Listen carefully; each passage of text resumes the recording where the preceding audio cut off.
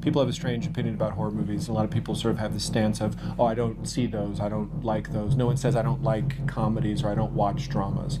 But horror movies are, I think, often misunderstood. Some of the greatest movies ever made are in the horror genre, and horror movies also sort of have a bad reputation for being grotesque and sort of in bad taste. It is a thriller and it's a scary movie, but that's not just what it's about. There's so many layers to it that I think a lot of people deal with as far as relationships with parents and children. Linda and I used to spend a lot of time here with our daughter. You reminded me of her, my daughter. It's really a horror movie about the loss of parents. You should go to bed now. They'll be here on Friday. They're already on their way. They're dead. There's something about being on the edge of your seat that's kind of really fun, and movies that kind of have an emotional impact on you, that's really cool. Is there anything else I can get you? No. You had your chance. You have this young girl who has experienced a tremendous and tragic loss, who is comforted by what to her feels like a warm and loving force, but to us we recognize is, the ultimate evil. Don't go. Hopefully the tension and the thrilling aspect of something is going to justify a certain release of gore. But this isn't just like a splatter film. No, it's not that. More of a thriller with a lot of homicidal anxiety.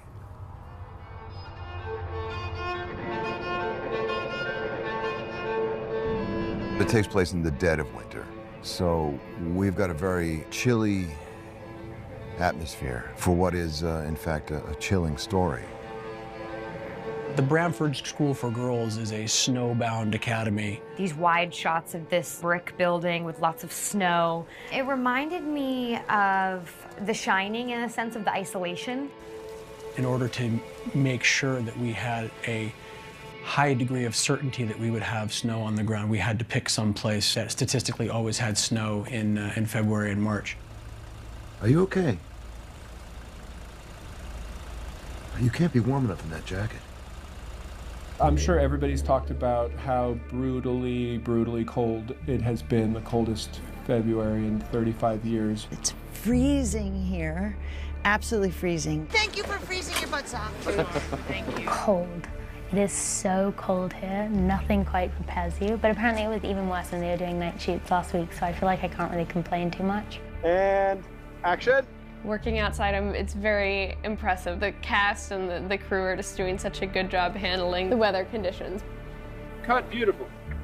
Those of us from LA for whom 35 degrees below zero with wind chill Fahrenheit, which is what we were dealing with, it's science fiction. 136, take two. So the fact that we were able to do that and get such quality stuff out of it is quite remarkable. I think it gave us all a big boost. Did it look like I really threw up? I thought you did. Let me see. It's incredible. Let me see. Likewise with Kiernan. Kiernan from the very beginning has never said, I don't think I can do that. I'm not sure I understand. Everything is yes. When do we do it? I'm ready. You got one on the back of your head.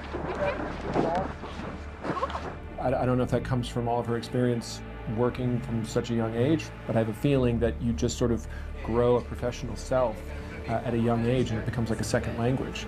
Lucy Boynton was really a discovery for us. We were somewhat familiar with the work that she had done when she was younger in the UK, but when she was brought to us by our casting director, it was unmistakable. She was precisely what Osgood had envisioned, and in terms of her performance, has just been a revelation for us.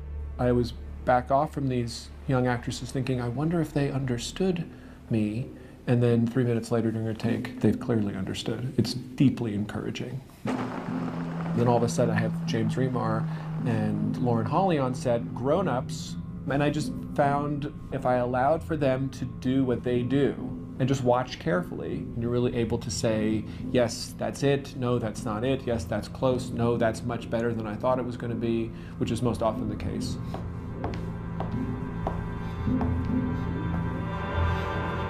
My brother's been a successful singer and songwriter for many, many years. And so it's always been a dream for me to be able to incorporate all the rich sort of weirdness and the humor of what he does into the rich weirdness and humor of what I do. My brother needed a song for Kiernan Shipka to sing at the piano during the recital in the film. He asked me if I had anything or could make something, and I sent him a few ideas. He liked In the Garden, thought it was right. We went from there, sent it to Kiernan, and she sang it. Elvis is awesome. I am a really big music fan, so working with him was a dream. I really like it. Cool. I think he's created just a marvelous song.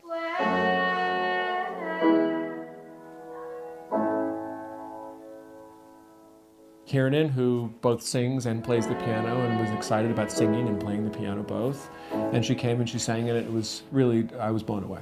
Coming.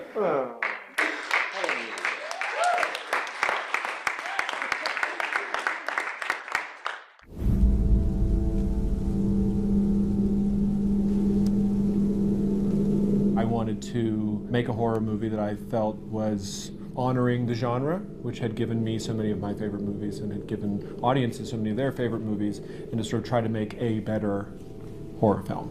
It does have a lot of horror themes to it, so it could definitely appeal to people who are interested in that. But at the same token, it really has a side to it that's very emotional and artistic.